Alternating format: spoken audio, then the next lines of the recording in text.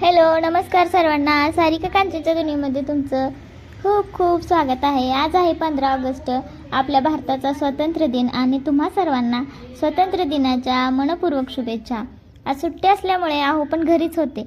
नेहमी कामानिमित्त बाहेर असणारे आहो आज घरात असल्यामुळे ना दिवसाची सुरुवात जरा वेगळी आणि आनंदाची वाटत होती.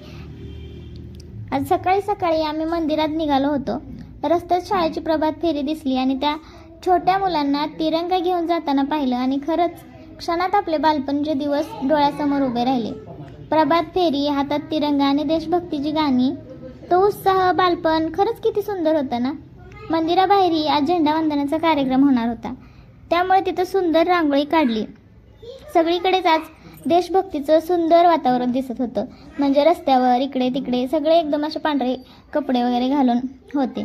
मग आम्ही शिवलिंगावर पण तिरंग्याप्रमाणे फुलांची सजावट केली आणि मनोभावी पूजा केली. भगवान शंकराच्या चरणी प्रार्थना केली की आपल्या देशावर, आपल्या कुटुंबावर आणि प्रत्येकाच्या आयुष्यात सदैव सुख शांती राहू दे. मंदिरातून घरी आलो आणि मग स्वयंपाकाला लागलो.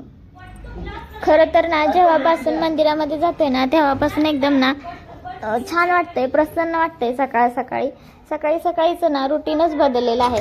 सकाळी लवकर उठायचं, मंदिरामध्ये जायचं, दारात रांगोळी काढायचं. खरंच श्रावण महिना सुरू झाल्यापासून ना खूप छान वाटतंय. आणि कांचनचा तर रोजच उपवास असतो, त्यामुळे ना घरात एकदम प्रसन्न छान वातावरण असतं. आणि हे मंदिर ना आपल्या घरापासून जवळच आहे, जिथं आम्ही लवकर जाऊ शकतो सकाळी सकाळी, त्यामुळे एक छान वाटतं. तर सगळ्यात आधी ह्या मंदिरामध्ये ना आम्ही जात असतो. मग मंदिरातलं वगैरे स्वच्छ वगैरे करून ना मग नंतर शिवलिंगाची पण आम्हीच पूजा वगैरे करतो आणि छान वाटतं. आणि नंतर मग बाकीच्या येतात मंदिरात. तर सकाळी सकाळी ना आम्ही जात असतो या मंदिरामध्ये. बघू शकताय तुम्ही किती छान प्रकारे ना छान असं सजावट केलेली आहे पिंडीची, शिवलिंगाची. मंदिरातून घरी आल्यावर ना मग आम्ही स्वयंपाकाला लागलो.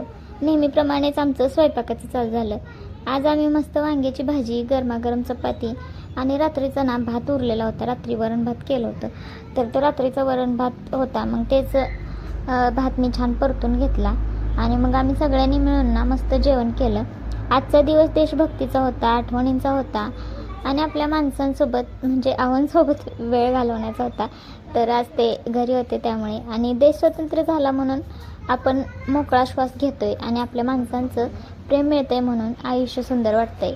पुन्हा एकदा तुम्हाला सर्वांना स्वातंत्र्य दिनाच्या हार्दिक शुभेच्छा. जय हिंद.